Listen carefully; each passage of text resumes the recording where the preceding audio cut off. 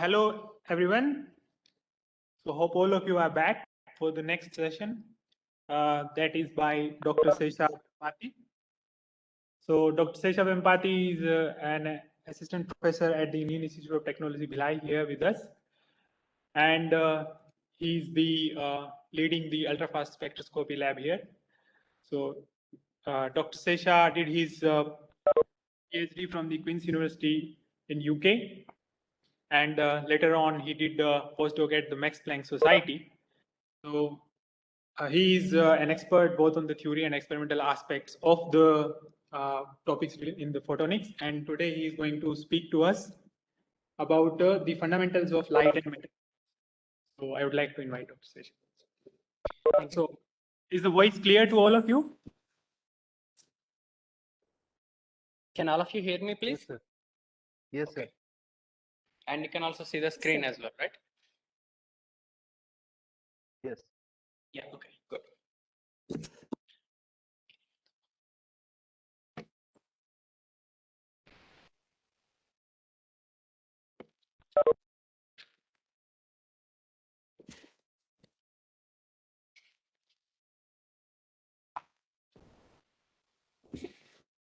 Okay, so in the earlier talk, Dr.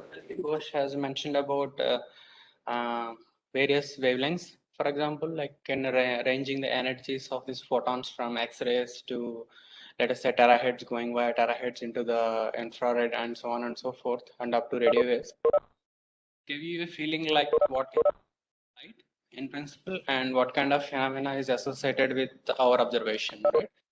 That was one thing. And secondly, he has also covered general aspects of light. I mean, when you want to treat that as a ray optics is easier, and then you can use for lenses and stuff. You don't need quantum theory for that. And when you need, for example, photoelectron spectroscopy, then of course you need quantum theory. So basically, he has covered that aspect as well, right? Kind of trying to convince you that phenomena and the observation, they are kind of, I mean, what we see is they are linked, and then accordingly we use the, we have to apply the theory for that. So now when it comes to light diffraction, so our interest is basically that how photons or the ray, I mean, in principle interacts with the matter, right? So in this talk, and we are actually limited to some time as well. So we'll stick ourselves to probably the quantum theory of it. That is where we probably use most of these. Most of these are actually, I mean, governed by quantum theory only. So that is something that we stick to ourselves. So, I mean, this light matter interaction is fundamentally really important in order to understand the functionality of solar cells or photovoltaics or you name it. Anything that is operated by light or give away the light is something that we need to know how it interacts with the light. As simple as it is. So this is basically the idea. And the applications of this is extended into all the photovoltaics and photodetectors, and also very much heavily on spectroscopy and so on. And this is not exhaustive list, okay? So there is a lot more in the biology, people use it. And our DNA, interestingly, I got to know a few days ago that it behaves very smartly. The smartness comes with the fact that the DNA, once UV light is shine, and it will try to decay non-radiatively, that it will not disintegrate into small pieces. Like, I mean, it will not get fragmented. So it's kind of really interesting observation how nature also deals with X-ray state electrons. So most of the applications here are to do with X-ray state electrons only.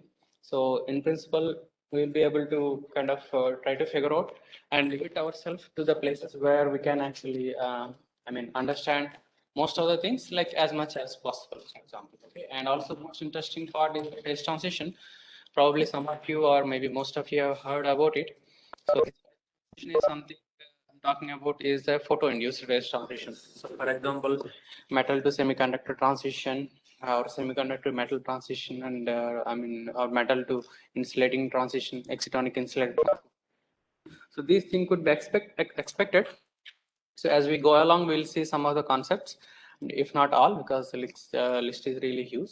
So starting from here, that so we know that the molecules in the molecular state, they have like a core level P, like for example, and introtic distance as you kind of decrease it, and they start matching into, and then they form the bands. After the critical, let us say, introtic distance, that's where the equilibrium distance is, and they start forming bands, right? So these molecular states, which are like, let us say, S state and P state. For example, you can take hydrogen atom, Lyman-Balmer line, so the line series and so on. And then in the solid state, once you go along from transition from atomic states to molecular states and solid states, then we start getting bands.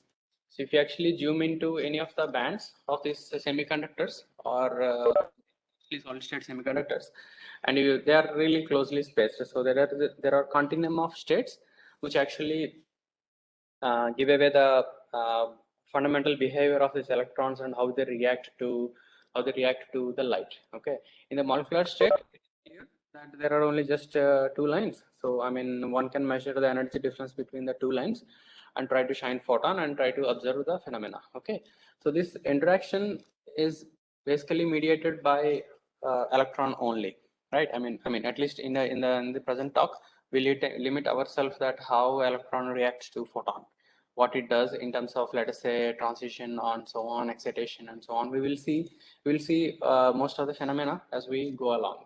Okay, so this is one example that I picked up from the literature. So what is shown here is on the horizontal axis number of aromatic rings, and this is the energy gap. So basically, the analogy that I told you before, that if you increase the molecular size, of course, that is actually with reference to the distance. What is shown here is actually the delocalization time. So the electron can actually be delocalized more, and you start having a smaller band gap, right? So this, you can see the trend from here to here. What is band gap? It's nothing but the energy difference between the occupied states and unoccupied states, and I mean, highest of the valence band and conduction band. It's basically the definition of the band gap. And this is one example where we can see a clear transition from molecular states to solid state, and then going along, and what happens to the energy band gap. So it starts shrinking. Essentially, the point I would like to make here is that the atomic states, which are slightly apart from each other, they come closer as we increase the delocalization line. So basically, this is the one aspect of it. And the second one is that in terms of applications, let us say that this is a quantum dot of cadmium selenide, and this quantum dot, if you vary the size of it, and then you can actually tune the emission wavelength. Okay, we'll see what is emission and where do they come.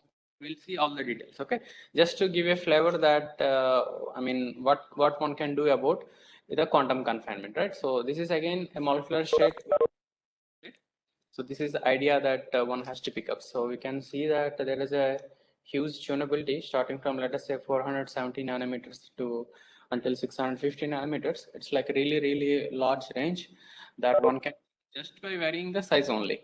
Let's say this is a smaller cluster of atoms, and then it gets a bigger particle.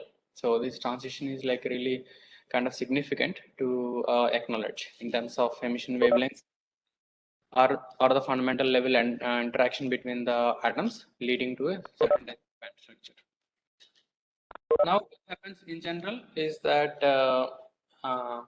so let us say in the excitation of an electron. So let us say there are two states, E1, and there is an electron in state E1. And if you shine a photon, then it will actually go to the state E2. Right? Basically, the excitation. And however, it is actually governed by a set of selection rules. We'll see what they are really briefly. And this transition may happen in ultra fast time scales depending on the materials. For solid state materials and metals, it is in the order of femtosecond time scales. I'm not writing those time scales, but I will talk to you as I go along, because it may be too much, I mean, crowd on the slide, so I just reduce it to that. But you can but you will get a feeling for it, right? So this is the state from here to here. It has a transition, that is excitation, and then what is expected is that it will be relaxed. So within the band, within the N2 E2 level band, within that it can actually relax non-radiatively, and probably then recombine and emit a photon, or it can do a lot of other stuff too. After relaxation, it can still form exciton, and then maybe do as spontaneous emission and or even a stimulated emission. Stimulated emission is something that you know, but we will definitely see the spontaneous emission in that. And also polaron formation, that concept's probably known to you, what is polaron, but we'll actually go and check those things as well. So in 3, we'll also see the transfer of coupling between the excited state, radiative and non-radiative. But this one we will actually limit ourselves that I'll only talk about the charge transfer exciton and not really much deeper into that. So basically what happens is that the coupling between E2 and E3 will determine whether we would like to have an electron transfer or an energy transfer, right? I mean, so both are possible to happening, or maybe even sometimes only one is more preferable than the other, are purely determined by the wave function overlap between the two states, electron wave function overlap between the two states. And the fourth one is photoelectronic emission. Photoelectron emission is something that Dr. Sabyasachi Ghosh was mentioning to you, that if you give sufficient energy to the electron state, it can go into the vacuum, right? So it will actually release it from the material. So until then it is bound and it will become unbound state. So the major difference that you can see from here to here is that the energy difference. So E1 and E2, let us say the energy difference is small, but if you want to go to the vacuum, it has to be relatively higher. And there is also something called resonance effects and final state effects. And we will not talk about it, but just to mention you that it's also possible to have a resonance excitation of there may be an unoccupied state above the vacuum level that may be in resonance with the occupied state inside of the solid state material, inside of the material, right? So this is something that one needs to pay attention to, the energy differences basically. Okay, so in the semiconductor regime where we all have the solar cells and photovoltaic applications and photodetectors, they are all operating in the UV to visible regime only. So mostly we will talk about those things only here. So now it's excitation, right? So I mean photon energy, and there is even a resonance also. Resonance is nothing but the photon energy is equal to that of the energy gap between the two states, two electronic states, right? So I'm comparing two different aspects here, a direct band gap material, inorganic, and the molecular. So the idea of putting both of them together is to have the terminology set for people, right? I mean, usually what I have seen that not like really everyone, but some people corresponds to chemistry, and some people say that this corresponds to physics, this and that.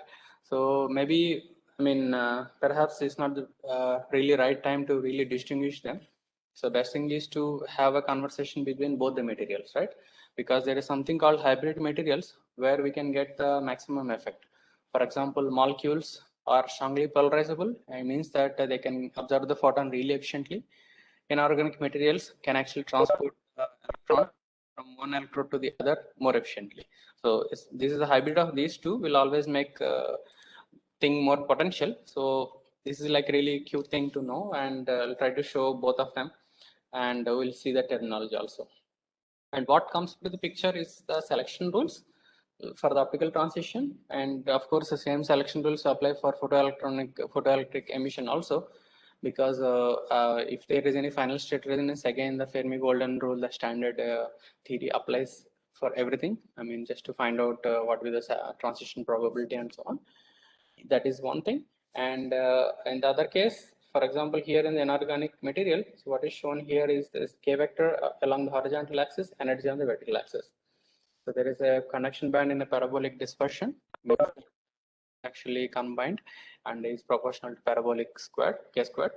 And there is even a hole is actually inverted because of the charge is the other way around, right? Parabola. So now one can shine a photon and send an electron from the valence band to the conduction band. Okay, the selection rule for that is basically delta K equal to 0. Means that valence from the electron from here to here, it cannot do the transition. These are called vertical transitions. Okay, so electron always does the reference to energy. So electron sideways means that it cannot go from here to, let us say, here. So the delta K should be 0. That is the selection rule for that.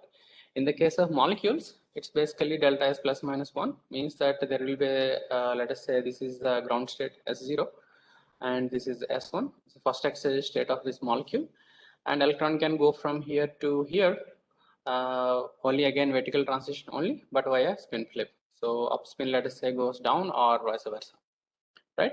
So this is the case for the molecules, and this is the case for inorganic materials. And this is for the case of excitation, when you actually send an electron from one state to the higher energy state.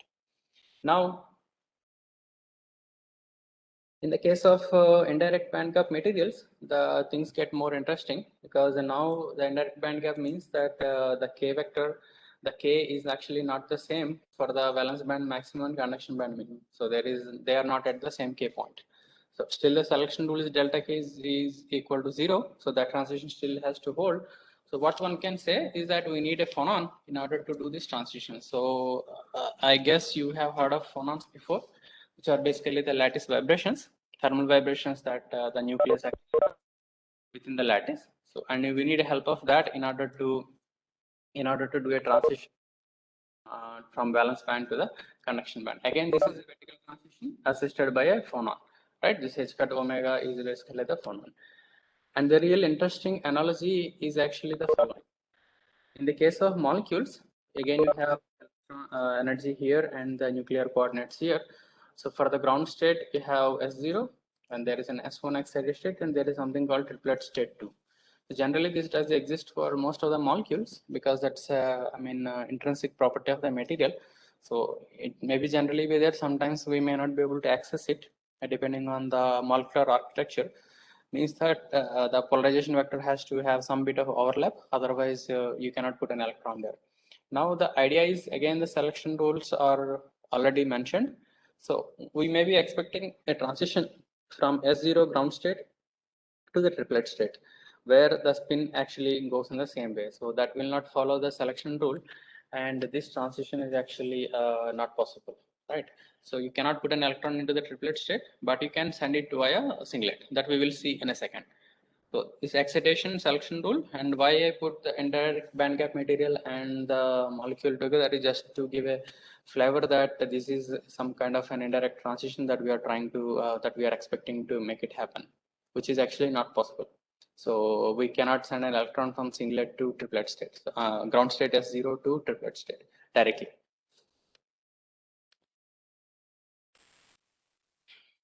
And then now the next bit comes is thermalization. So now our electron is now in excited state, and also hole in excited state in the valence band, and electron is in excited state in conduction band, right? I mean, so there is some energy gap that it can go up to.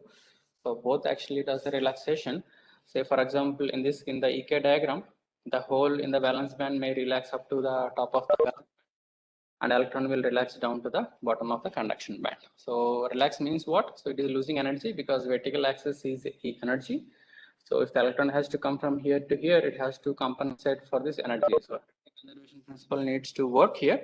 So what electron does is scatters and loses the energy with electrons, mostly in the case of metals, and it actually scatters or creates phonons, which are thermal vibrations in the case of semiconductors. So that is how it actually loses the electron and relaxes to the bottom of the conduction band.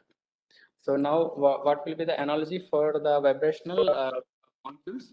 So the analogy will be the vibrations, intramolecular vibrations that happen in the excited state. So these are all vibration levels. Okay, this is a vibration progression, by the way. It works like n squared distance. So it's important, and it's quantum oscillator. You can do a check on it, and you will find that harmonic potential. So the equal spacing is not equal.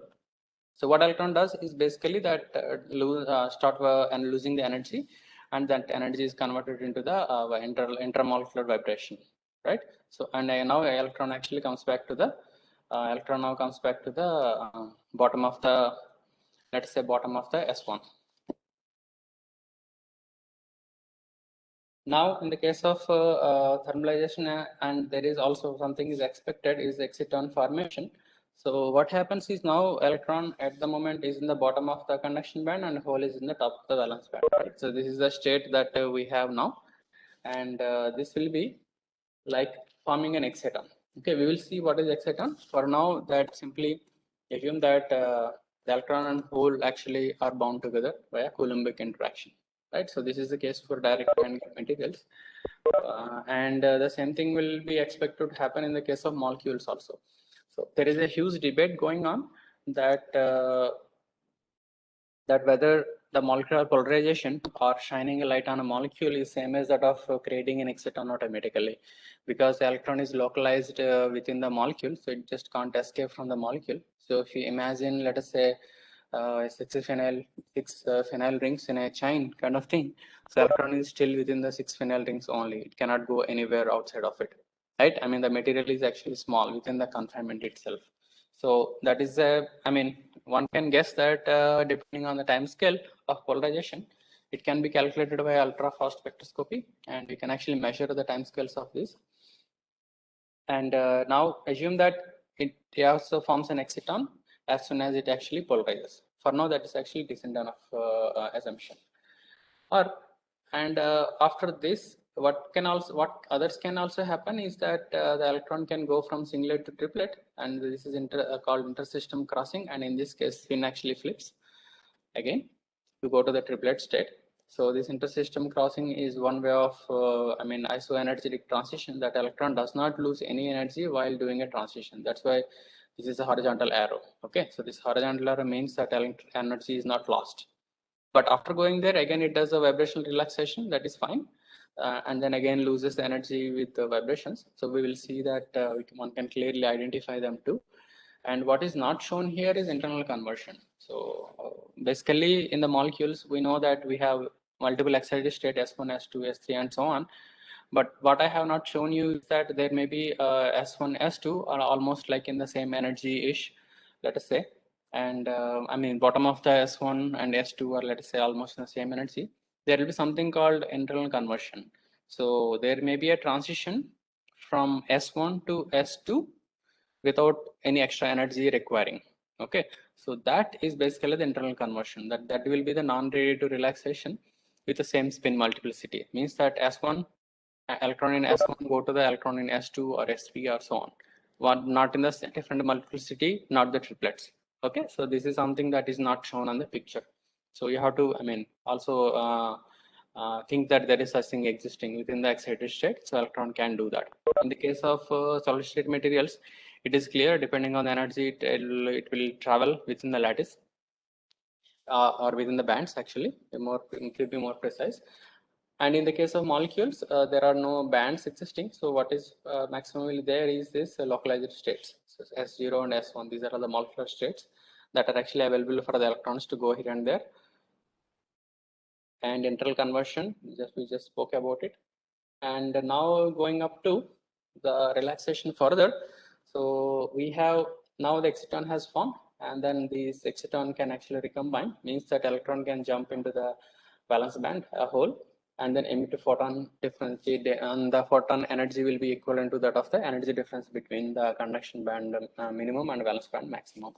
So this is one phenomena. And same thing can happen with the fluorescence also, that once it is in the bottom of the S1 state, it can actually relax and recombine with a hole or an empty state or unoccupied state in S0 and emit a photon. Right. Here I call that as a luminescence because of the time scale involved. These are in the order of picoseconds or something like in that order, hundreds of picoseconds. But fluorescence is slightly more. I mean, it can go up to kind of nanoseconds, maybe even not the defect related, by the way. So I'm not talking about that luminescence. Defect related luminescence can be much more in the case of inorganic materials. But the fluorescence will be much lower than luminescence for sure. And what might also is possible is that let us say the electron has actually now passed on to the triplet state, and it can actually relax within the triplet and again recombine with emptying a photon, excuse me, and that is called phosphorescence. Because this is a much slower process, and also this transition is spin forbidden.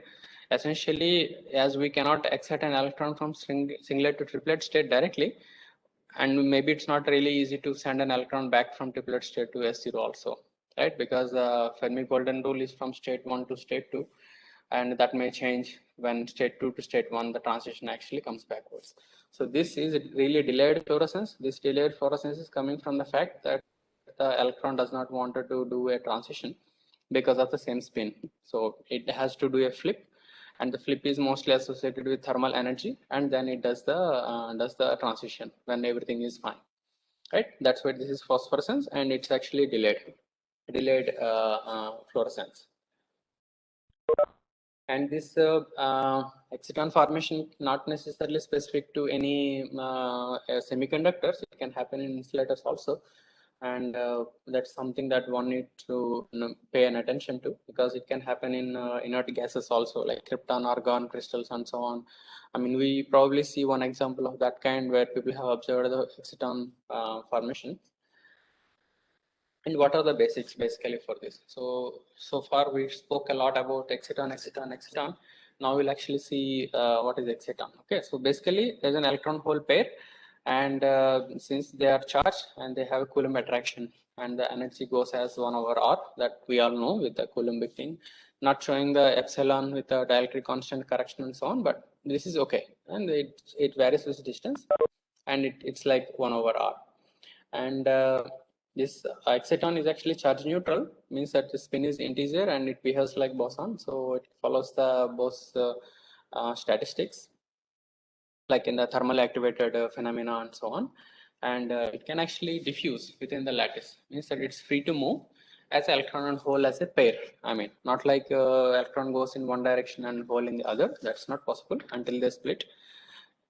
And its effective mass will be kind of reduced mass between mu and mh. So the total effective mass that we have to calculate, that depends on the effective mass of electron and effective mass of hole inside of the lattice, which are determined by the band structure itself, right? So that dispersion will tell you how much is the mass of the electron and mass of that hole. And it can also interact with other particles, like for example photons. So exciton can actually interact with photon and scatter by phonons. And there are even possibilities that we will see that it can do quite a few interesting stuff too, right? But they actually recombine, means that they have a finite lifetime, means that electron can never stay back forever in the conduction band, so it has to come back within the lifetime, which is finite. And they actually recombine when the group velocity is same for the both electron and hole. Okay, so this is the most important point to note. And also this exciton can do energy transfer, means that the energy that is stored within this, which is equivalent to the photon energy.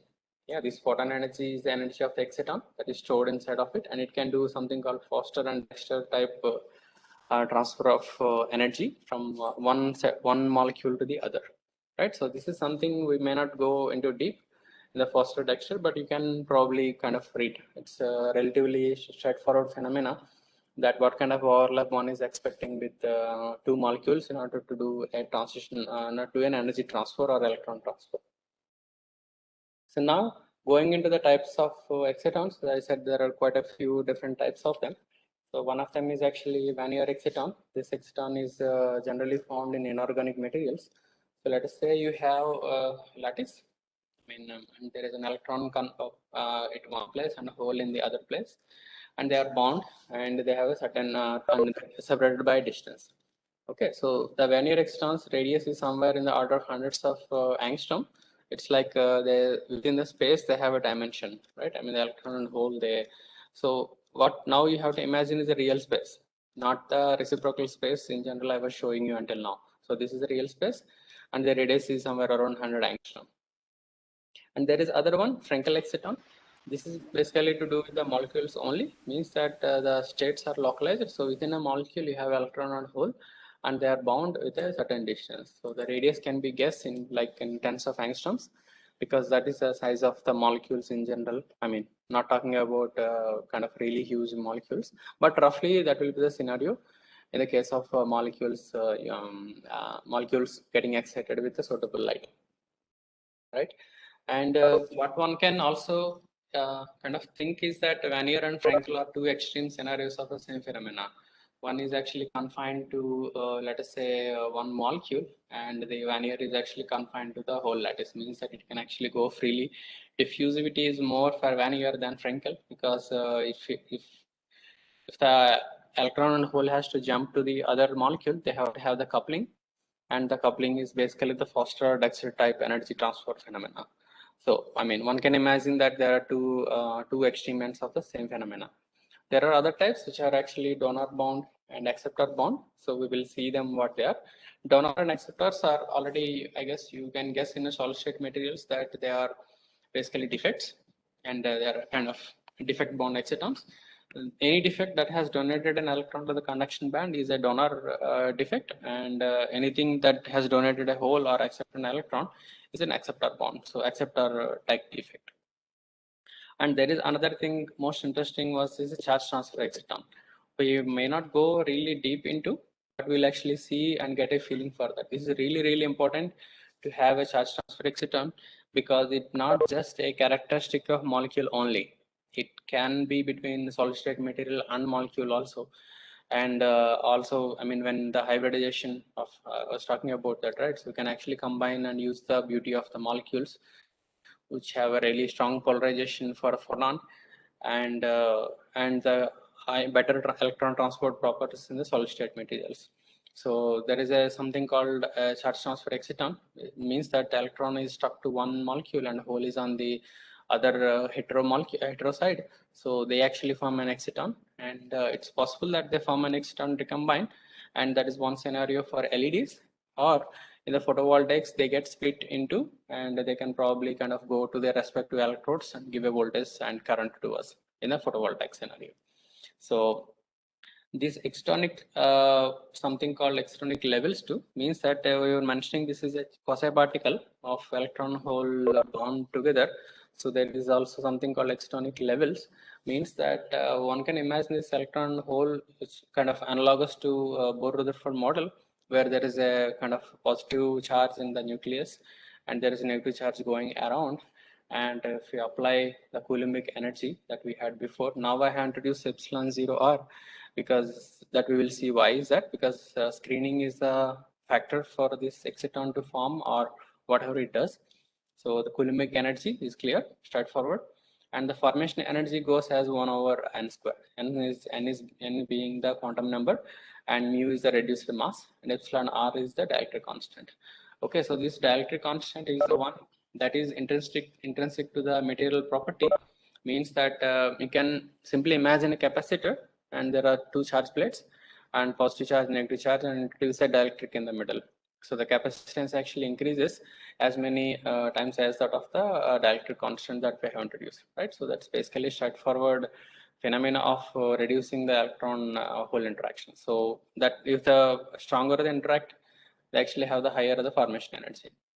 And there is also something called exciton energy. One can actually see here that there is a Eg will be the band gap and En will be the formation energy. This goes as like 1 over n squared. So n equal to 1 will be the ground state, n equal to 2, 3, and then so on and so forth, and infinity will be the bottom of the conduction band. So when electron actually relaxes from, let us say, top of the conduction band somewhere here to the bottom of the conduction band, that is actually excited state exciton formation, right? It did not really lose much energy to go up to state 1 and then come up to here. It's possible, and we will see that how it's possible, whether we have experimental observed it or it's just a theory. We will see that too.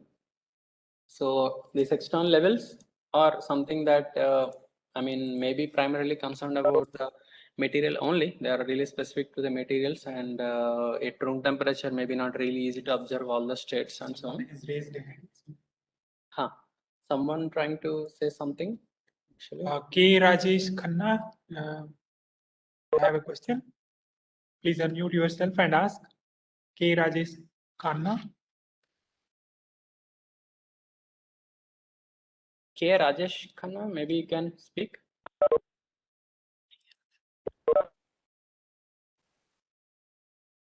Is there a question?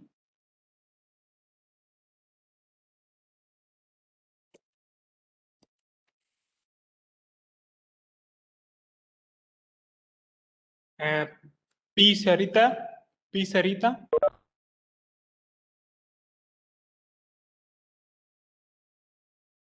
Can't see the chat. So after that, there is a raised hand, but in the chat they haven't written. So, Okay, so the Sarita, is there a question?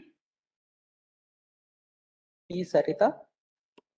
You raised a hand on the WebEx. Do you have any question that you wanted to ask?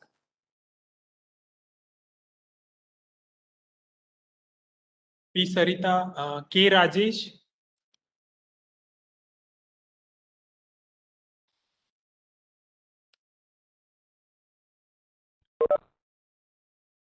Okay, maybe you can reject. Maybe you can continue.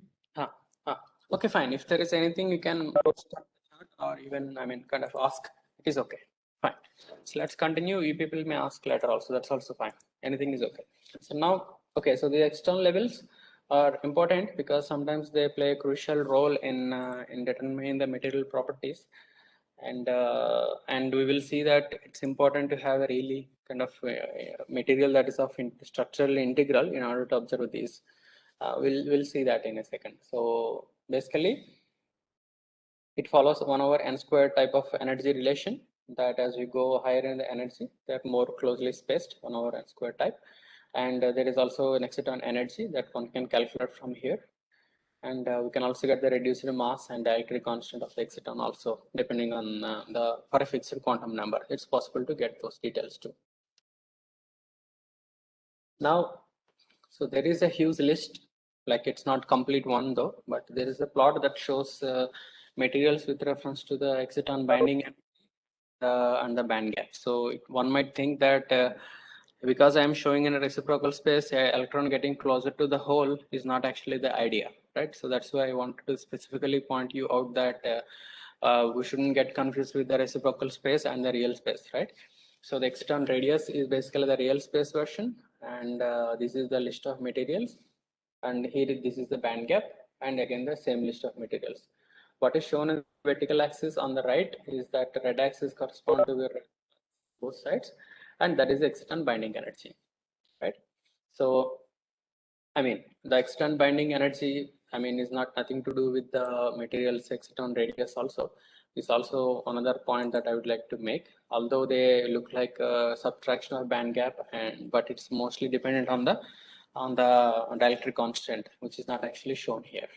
Okay. And there is a smaller list that I got actually. So this is the material again, and exciton binding energy in milli-electron volt. And also again here too. So there are like 3 columns of materials. So I would like to grab your 3 of them. I mean, somewhere here at potassium iodide, potassium bromide, and lithium fluoride, and so on. You can see that they are showing a really strong exciton binding energy, right? Like hundreds of MeV. So that's really high, huge, and these correspond to the Frenkel excitons. Although material might act like solid state material, but the behavior of electron is actually localized behavior, and it actually more of a Frenkel type behavior than a Vanier type of behavior. So this is something that I would like you to point out, and then also would like you to kind of grab your attention, because for example, if you look at silicon, this is almost 15 MeV for the exciton binding energy, and then if you go to potassium bromide, it's actually 400. So it's nearly 0.5 eV and like, I mean, 0.014 EV. So it's important that one notes the difference between these and appreciates it. And having said a lot of theory of exciton, so how do we observe them? Do we know that we can actually see them somehow, right, in a spectroscopic mode or in a different mode? So yes, this is possible to see that. And one thing is we already know that E1 to E2 and relaxes and recombines it. So I can actually track the energy of this light, and maybe I can find out, or maybe you can find out in the position 1 itself while I'm actually exciting the electron from ground state to the excited state. So yes, both are possible, and we can actually see them in the optical absorption also. Basically, the absorption coefficient with reference to the photon energy, that is the optical absorption. And we can also detect in the position 2 also, which is detects emitted photons with reference to energy. So, I mean, are there any limitations? Yes, there are some limitations in the process of observation, because we are limited because of the external coupling to various other phenomena. It may be not straightforward that we observe everything, all the extonic levels or formation of exciton and so on. So one of the most important one is the thermal energy. So the electron excitation and exciton formation energy. So the balance between them. For example, the thermal energy is a lot more than the exciton formation energy. So it actually forms and then kind of unforms. Unform is nothing, that it will actually decouple. And this can happen, and in that case probably we may not observe the phenomena, but until unless we actually lower the temperature of the material. So there is a really need for this low temperature, and that we will see one or two examples in the direction where the temperature is a real factor to understand whether something is something is happening or not happening, right? So, and for some materials it's possible because it's a trade-off between the thermal energy and the exciton formation energy. So it's possible to observe at room temperature also, this exciton formation. And in the optical absorption, I'll show you one classic example.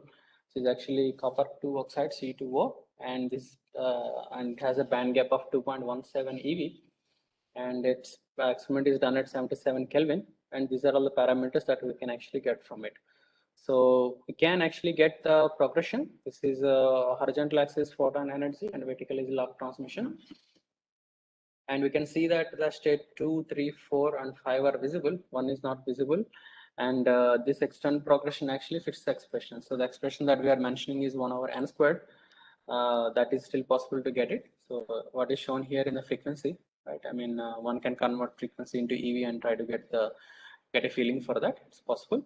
And that will give a corresponding ER and mu values as 10 and 0.7. So this mu is mu effective here. So this is something that effective reduced mass of electron and hole, and epsilon r, right? I mean, there is a small typo here. So this is epsilon 10 that one can actually get from the material, right? So this is really interesting observation because it already happens at liquid nitrogen temperature. We can see the excitonic levels like 2, 3, 4 and actually fitting the progression. So our idea of Bohr model for the exciton and energies is really cute and it's fitting really well. So it's, I mean, it's important that how physically we interpret something will make some connection to the already existing theory. So just have to look at in the right angle. And also we can look in the fluorescence also. That is actually optical absorption. So it's possible to do measure in optical emission also. So I have chosen one molecule. Okay, so I mean it's not that complicated. There are 6 benzene rings in one plane, and there are 2 more in the other plane with the spiro bifluorine linkage from here. So this is spiroblueprint. So I mean nothing much fancy about it. I mean the only fanciness is that if you look at the literature, which I'm going to cite out here, that you will see there are 2 excitonic states for that, S1 and S2, and you will see internal conversion of going from S1 to S2. So I mean I'll give the citation in a second, and one can actually check it out that there are 2 excited states, and one localized on the long chain of it, and then the other one S2 is localized on the short of it, and both are mutually normal to each other. They're perpendicular to each other. So going from after the excitation, electron has a chance to go to either S1 excited state or S2 excited state, and it actually does a trade-off between, and one can actually observe both of them with a slight energy difference. Now, anyways, so when the electron is actually excited, and then now we are detecting the fluorescence. So electron actually relaxes to the bottom of the singlet state, and it can actually become in the electron with an empty state in S0 and the hole with S0 or S00 or S01, means that first vibrational level or second vibrational level. It's possible to observe them, and this is the data. This was a reference that I was mentioning.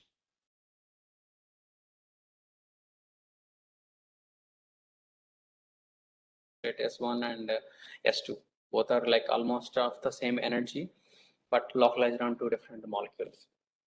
Okay, so what you see here is energy on the horizontal axis and luminescence times 10 cube on the vertical axis, right? So if you pay attention to the distance between the peaks, and you will understand that they are actually 160 plus minus 10 MeV is the gapping between them. So the distance between these 2 peaks and this is somewhere around 160 MeV. Okay, the interesting observation of this is that corresponds to C-bond C stretching mode, which is the IVR. So the vibrational relaxation that electron is actually doing and corresponds to the stretching vibration modes of the C double bond C. If you look at the molecular structure, this is majorly C double bond C or C bond C, of course. C double bond C is the one that has a visible range band gap criteria. So you can actually see the modes really visible in the case of in the fluorescence as well. So essentially, the fluorescence can also read the vibrational modes. I mean, if the energy fits into, so 160 MeV is large enough. So 0.1 eV easily detectable. If they are much closer, then of course you may not be able to see them, right? So this is kind of, I would say, very important. One actually pays attention to what we observe in the spectra and try to kind of go about and try to understand what is the origin of it. Then everything gets really clear.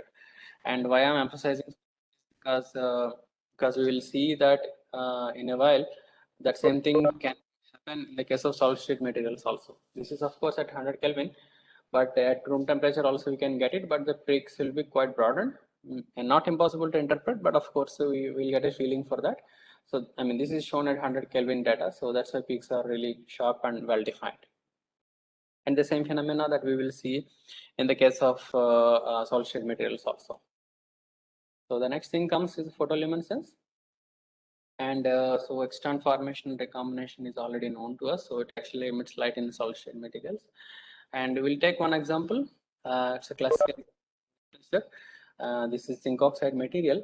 So what we can see here is that Fx corresponds to free exciton, and when given the horizontal axis is energy, and LOP is the longitudinal optical phonons. So you can actually see the phonon modes, which are vibrations for the lattice, and IVR is a vibration for the molecules, right?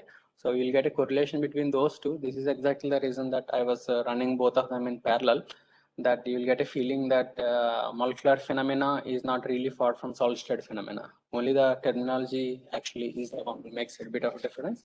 Otherwise, both are kind of really kind of correlated to each other, right? So, and red and black is basically two different materials. One is single crystal and the other one is a molecular beam epitaxy grown film. So both behave reasonably well with the free exciton formation and the recombination. It's also done at low temperature, by the way, 100 Kelvin. It's not shown here, but it's done at 100 Kelvin.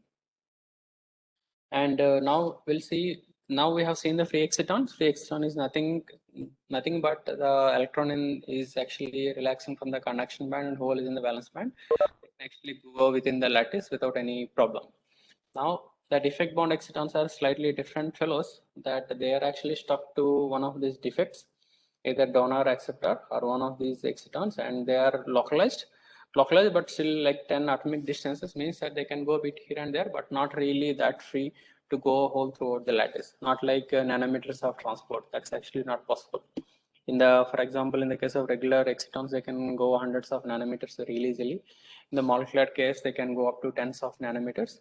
And in the solid state materials, in the defect bound excitons, they can only do 10 atomic distances, roughly about the atom. So that this atomic distance is nothing but the potential, right? So there is a nuclear potential, and that is the one is actually keeping the electrons, making the forbidden bands also. That potential is something that we are talking about. The binding energy will be 0.1 times impurity ionization energy. So let us say that that is an kind of a donor defect, and it will be close to the conduction band because it had donated an electron. So the thermal energy is also possible to excite the electron. And if that is for the binding energy of this exciton, then something that we can use a rule of thumb to find out the binding energy to D0, this donor bound excitons. This A0 is acceptor bound excitons.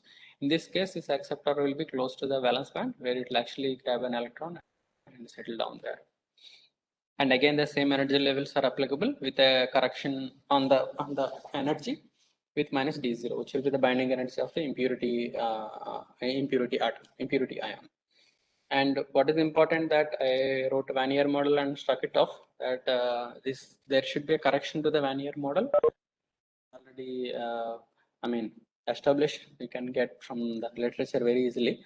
So we may not use that model directly in this case for this defect bound excitons, because of the excited state that is treated differently.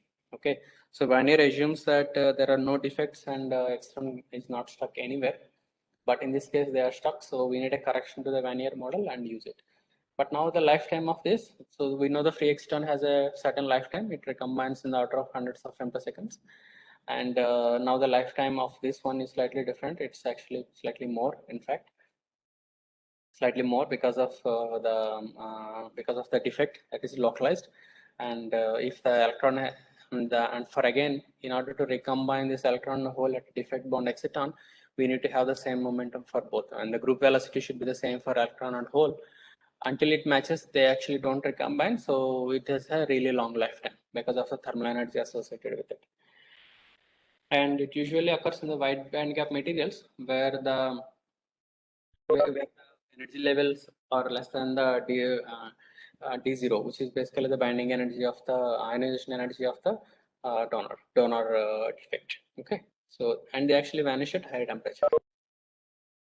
And excitons bound to ionized impurity may also exist. So one thing we have said, donor and acceptor, and they are charge neutral, but then there could be an ionized impurities, and they also, somebody saying something.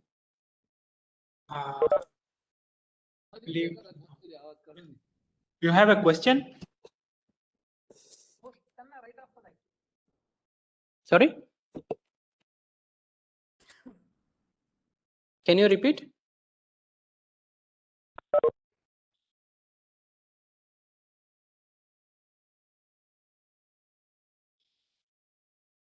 Can you repeat the question?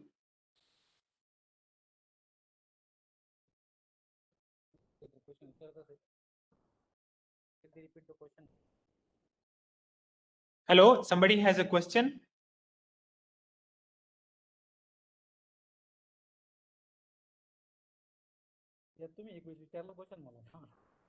I think. Hello, so if there is a question, then please ask. Otherwise, please keep the microphone off.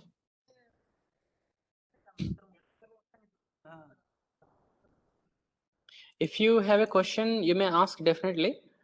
Otherwise, you may keep the microphone in off mode.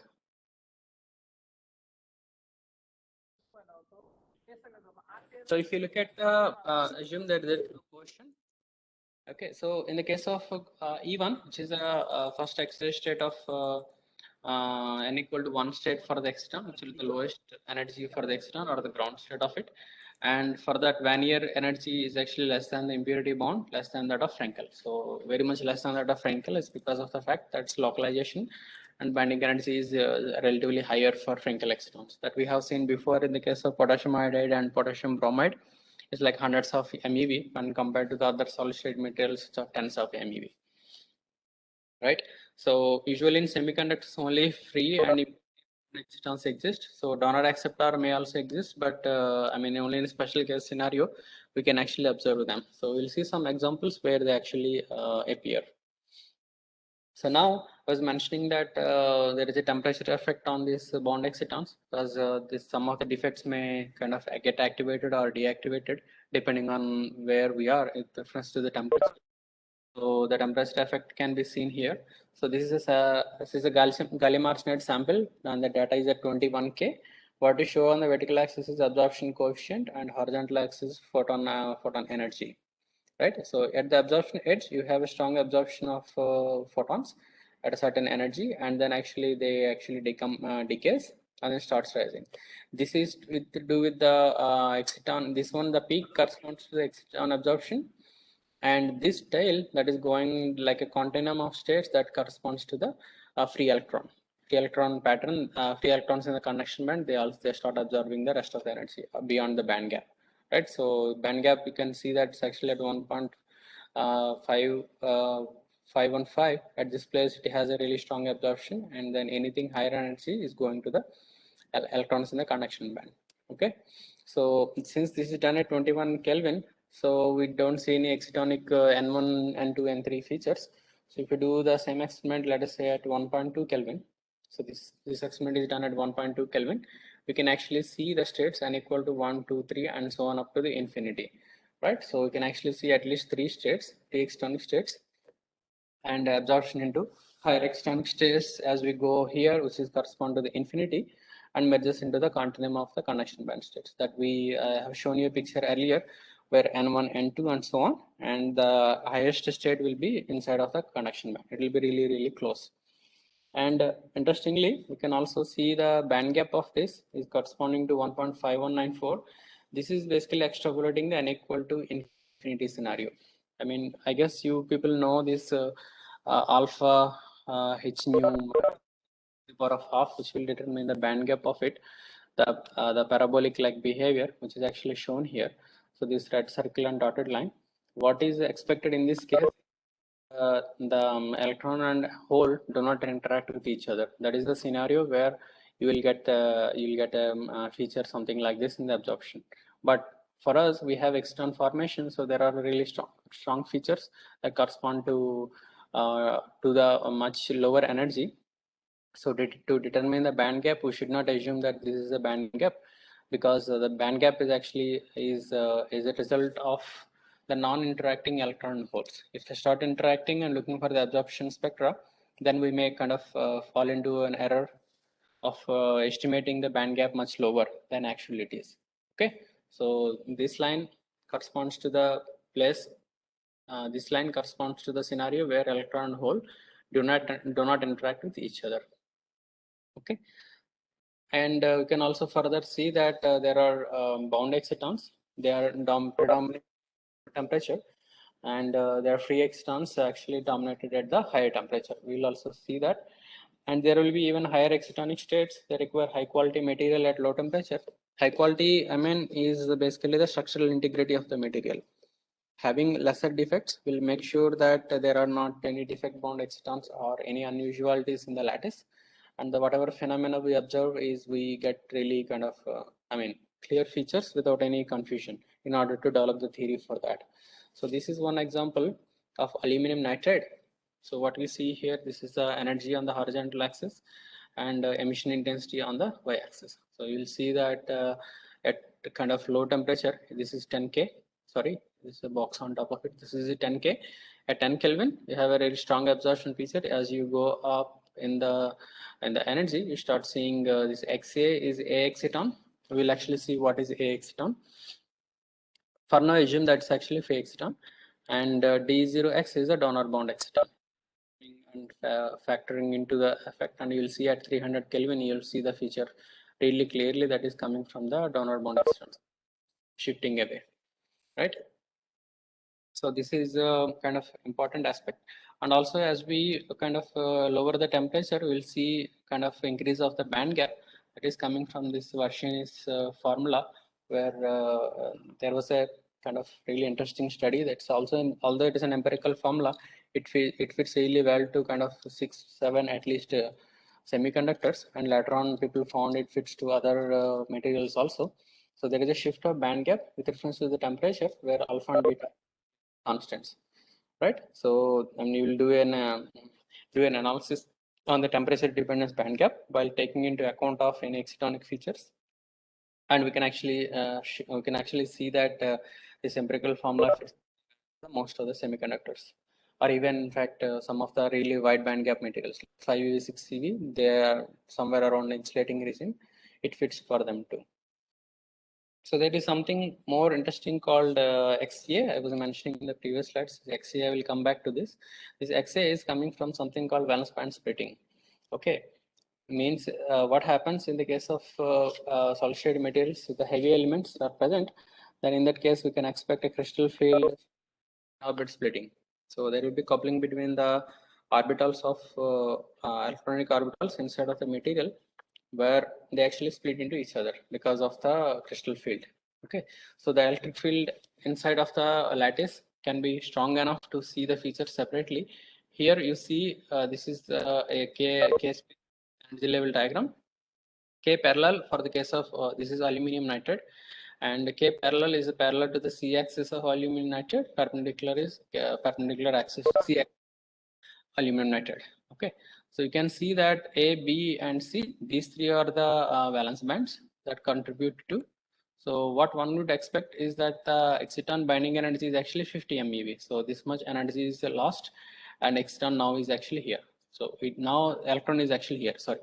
Now the electron can actually recombine a hole with in B, a hole in the C valence band, or B valence band, or A valence band. So these three correspond to XA, XB, and XC. Right, and same thing happens in the case of donor bound exciton, where this is the donor level, it's 80 MeV below the bottom of the conduction band, And from here, electron can actually recombine with the hole in A, B, or C, leading to donor bound XA and XB and XC, right? So these are the emissions that one can actually expect and observe. So all these transition will give to different excitonic level lines. And again, the selection rules apply for the case of excitation and also de-excitation.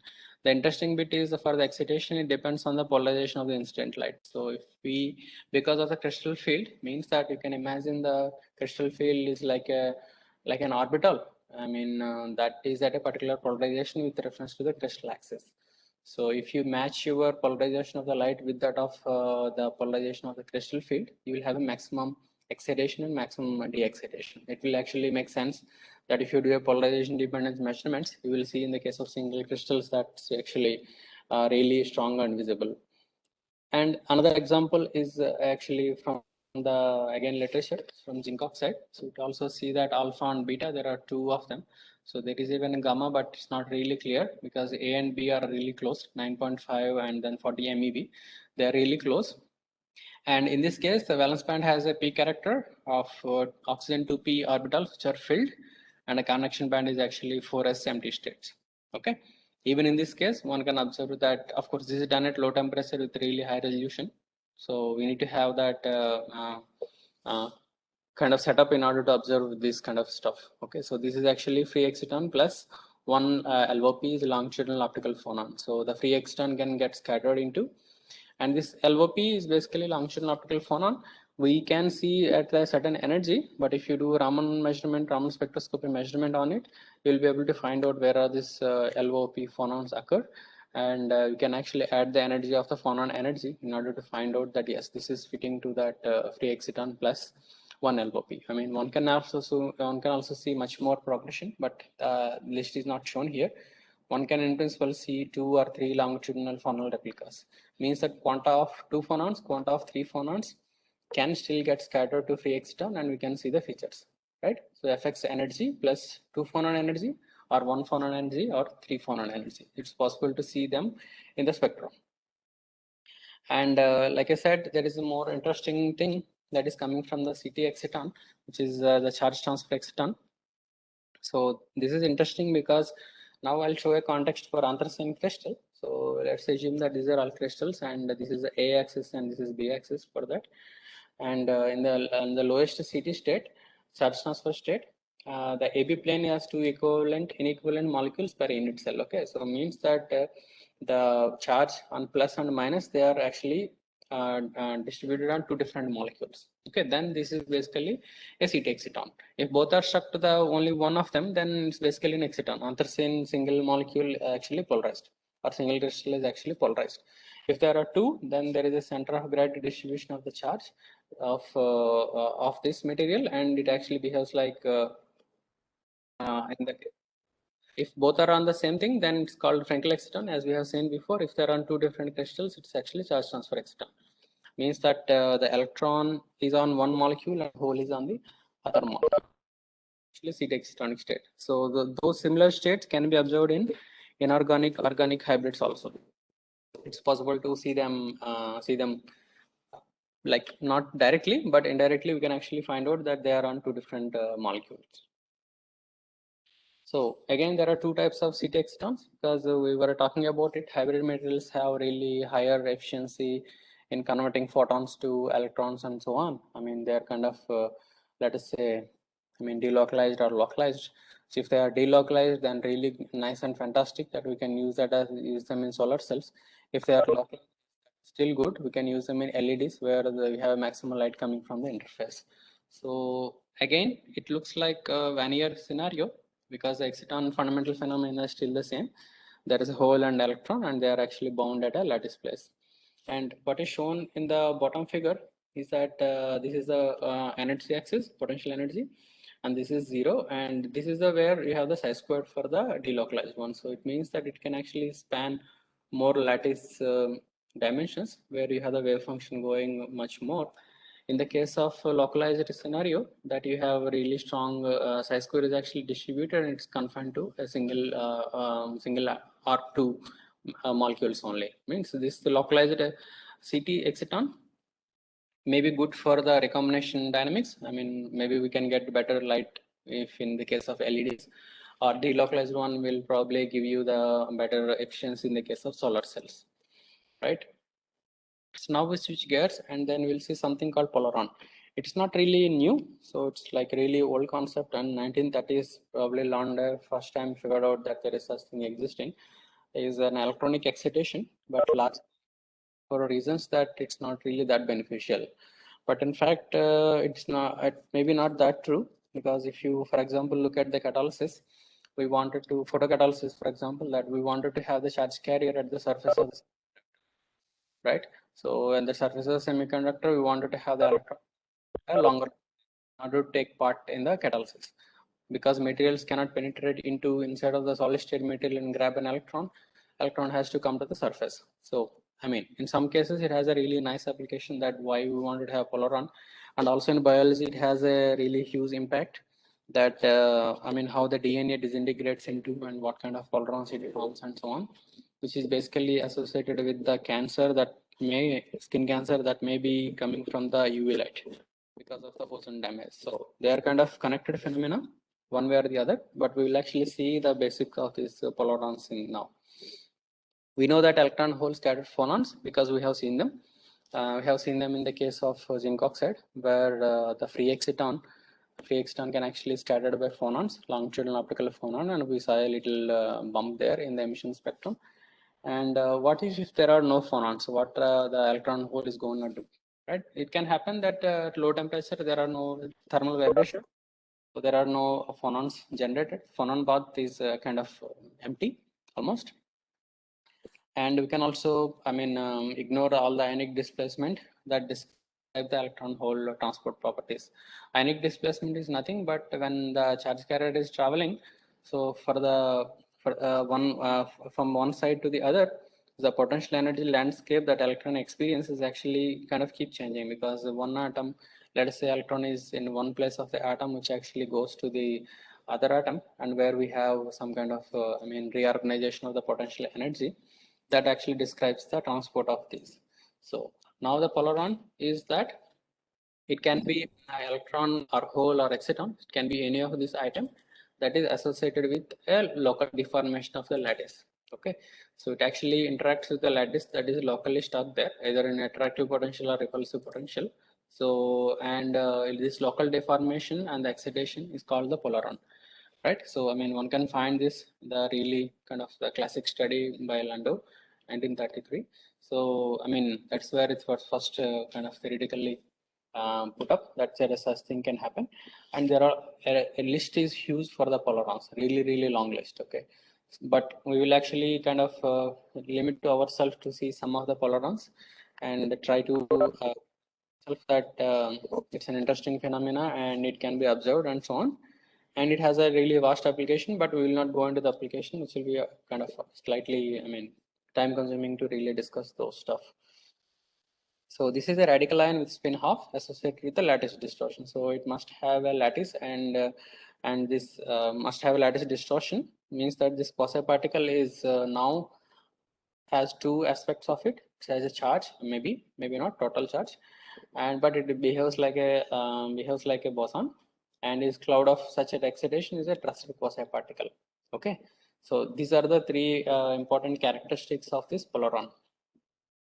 And there are kind of different types of Polarons: small Polaron, large Polaron, and there is nothing like medium size, by the way. So, and there is something called bipolaron and polaronic excitons and so on. Polaronic exciton is nothing, it's simpler that an exciton and a lattice deformation. These two mixed particle is called polaronic exciton. But we will limit ourselves to these three and try to kind of get a feeling for these excited states of these electrons. What electrons or holes can do more than what we actually speak until now. Small Polarons, and means that there is an ionic displacement, means that the negative charge of the electron actually displaces or keeps the other electrons, they hate each other obviously, and they actually creates a local potential, and the electron is actually sits inside of the potential. And the shape and strength of this potential well is such that the electron confinement volume is less than the unit cell of the material, right? So means that the localization that we are talking earlier is something close to what we are seeing now. So let us say the extern is localized to one particular atom, and now we are looking at a lattice deformation at that particular atom site. Okay, so not necessarily all the time that all the extons do form a polaron. No, that is not true. But there are some assistants where it is required to have a lattice deformation in order to stabilize the exciton. So that is where the trick is. So we have to kind of read from backwards. External stabilization can happen from lattice deformation, which is basically the polaron formation. Okay. And the transport is like thermally activated because of lattice involved into the trapping of these excited states. So I mean thermal activation, for example, hopping conduction, or I mean I guess you know this Arrhenius like behavior. What does that mean? And there are two types of such transports. One is adiabatic. In this case, electron is still relaxed instead of the potential well, lattice distortion. And in the case of anti-adiabatic, electron jumps out of the lattice and moves to equilibrate with the new electron's new position. So these two are different ways of traveling of this movement of polarons can happen. Interestingly, in reality, what we expect is in between these two. Okay, either in completely adiabatic or anti-adiabatic, both are equally probable usually, or let us say is in between of these two is something how the polaron actually get transferred into. So we can actually define a mu drift, which is the mobility of these polarons with reference to temperature, and they follow something like this kind of a behavior. I mean, you probably have already guessed it. This is coming from the Arrhenius like equation, e to the power of 1 over minus 1 over t. And also mobility, Hall mobility can also be calculated for this, and which goes as 3 kBt. So B is like, I mean, Kb is basically the Boltzmann constant, it's kBt. Okay, so WH is the half polaron binding energy. And this is usually expected in the case of amorphous materials and also polymers also, majorly, and including DNA, for example. And transition metal oxides also possible to observe these small polarons. Okay, and we'll see kind of one or two examples in this too. And the other category that we spoke is actually larger Froelich polarons. So these large polarons, the radius of the polaron is much bigger than the lattice constant, which is like I mean, it's not that it is delocalized. This is important. Okay, so just the radius is bigger doesn't mean that extern can go. It's actually stuck to one place, but the radius of physical radius is actually larger than the lattice constants. And the properties of these larger Froelich polarons can be determined by Froelich coupling constant, which is a function of effective mass that is coming from the band structure of this electron and hole, and also the static dielectric constant and high frequency dielectric constant, apart from LO phonon frequency. Okay, you can actually see that the effective mass, which is the characteristics of the charge carrier, is always plays a role in transport of charge carriers. And the second one is the static dielectric constant. What is the screening between the electron and hole? And high frequency dielectric constant, which is the which will be the non-screening part, and LO for LO longitudinal optical phonon frequency. So, and they are kind of related something like this, but we don't have to go into the detail. Basically, it's a function of multiple factors coming from different characteristics of the spectrum, characteristics of the charged particle that play a role. And usually 2 times of the alpha will be nearly equal to the total number of phonons in the cloud of the given electron hole. So that is generally a rule of thumb, but not necessarily all the time is the thing, just to give a feeling for that. And polaronic effects will be predominant when you have alpha is 1 or more, where we'll actually see that polarons form and they stay longer, or maybe even strongly bound to the lattice and so on.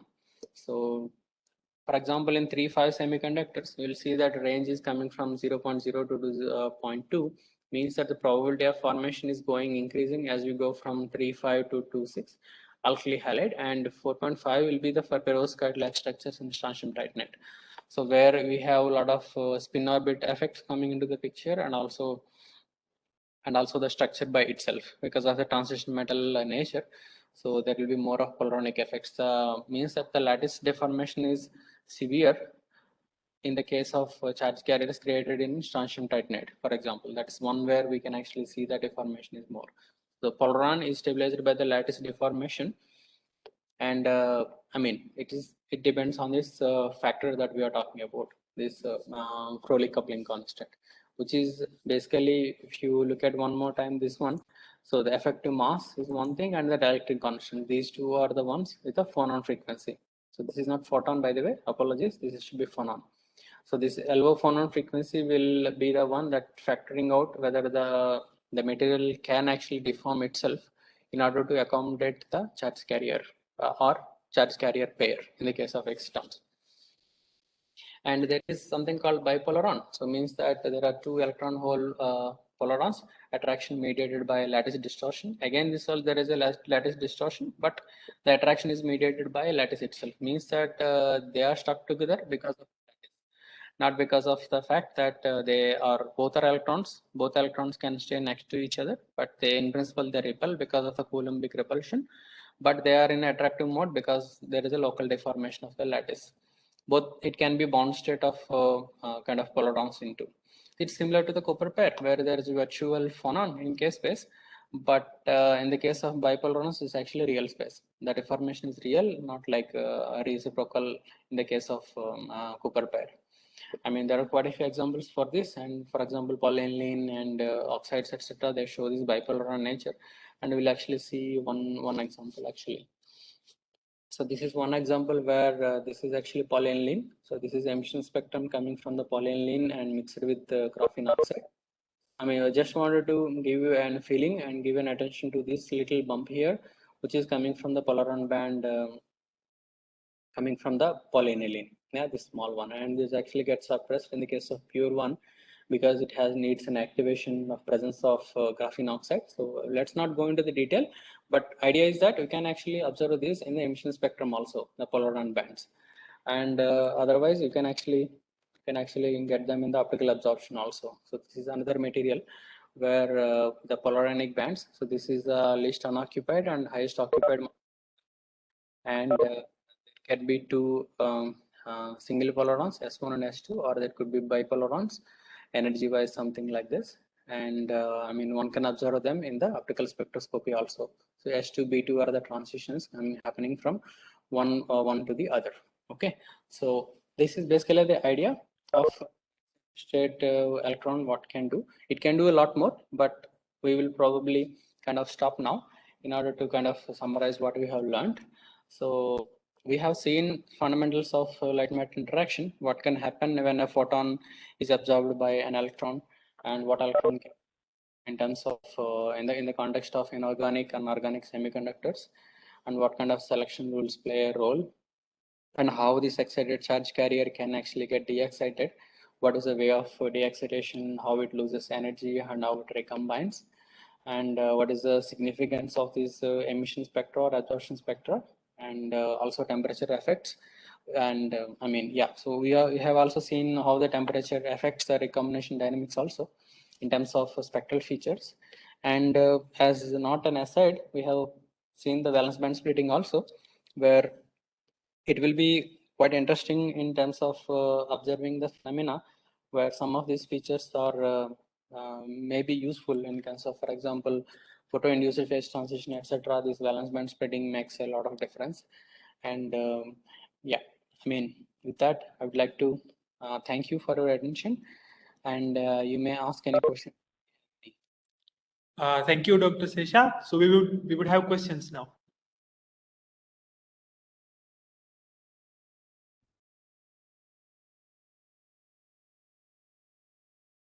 So if you have questions, then yeah, unmute yourself and please ask.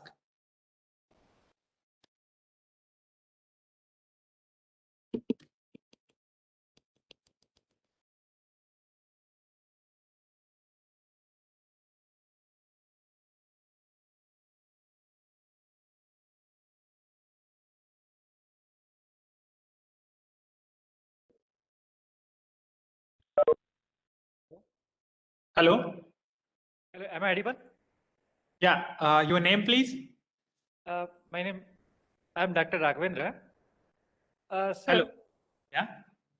yeah, please, can you please elaborate the role of the binding, I mean, exciton binding energy in optoelectronic applications like photo detectors, solar cells for a bit? Okay, so external binding energy and its role. What in terms of efficiency or in terms of in general? What do you The expect to have? efficiency of photodetectors, how exactly it is linked with the exciton binding energy? So if the device is operating at, let us say, room temperature, so then Yeah. you have to have the external binding energy can be in the same order. And if it is higher, then you have external higher recombination. Say, for example, external binding energy is higher. Okay, let's say 60 MeV, and then your room temperature is 25 MeV. Okay, that's the energy in terms of thermal energy, right? 300 Kelvin can be equivalent to 25 MeV, 25 milli-electron volt. So if your external binding energy is large, then you will not disturb the extern. Extern will be still formed, and you will have a very really efficient electron hole recombination that is associated with external recombination. Okay, if it is, let us say, other way around, and your external binding energy is 20 MeV and your temperature is 60 MeV, then in that case that you will not form the exciton because you have too much energy to dissociate the exciton. Right, you will actually promote the carrier into the higher levels of the conduction band, and there is exciton will not form. So when it comes to optoelectronic application, let us say you are looking for highly efficient emission devices, then it matters a lot to have a relatively higher band. Okay, and also you should note one more thing too, because they are linked with the band gap. So let us say your band gap is EV, and you have let us say half EV is your binding energy. So you already lost 2.5 EV. So your emission energy cannot be greater than 2.5 EV, right? Because you have half EV is gone in the external binding energy, so you will not get it. You have a photon of 2.5 EV, although you started with a band gap of 3 EV. Make sense? Okay, sir. Okay. Thank you. So, but if you are looking for, let us say, some other phenomena, then things are different. Say, for example, if you are looking for a relative alignment of the band gaps of two materials, okay. So then what is the alignment between the two bands in order to do a transfer of exciton or splitting of this exciton and transferring it? Okay, so stronger the energy, binding energy, better the recombination, and smaller the binding energy, better the transfer. That is generally something that I feel like. Okay, because never looked at the problem in that angle, but I'm just thinking right now to kind of suggest an angle for you for your thought process. Sir, in Zetano, it is around, say, you said around 60 MeV. If it is doped one, it will be obviously different from the pure one, no? Only if the band gap changes. I guess it won't change much. So there won't be much of a change of external binding energy with doping. Doping, we are talking about what? I mean, 1 or 2 in 10 to the power of 23 kind of thing, right? So majority of the lattice did not change at all. What we are doing is introducing extra charge carriers to the conduction band or extra holes to the valence band. That's what we are doing. So there may not be much of a band gap renormalization happening because of the doping. There may be some, I'm not denying it, but it may be not that severe, or material become something completely different altogether. But what might matter, like you say, is that if the charge carrier density is really high, and if you argue that the dielectric constant is also changed a lot, then of course the 60 MeV will go down or go higher depending on which way you are doping. If you can screen the hole with more electrons, then it may be not really easy to form an exciton, and vice versa, right? And you know the general logic of it.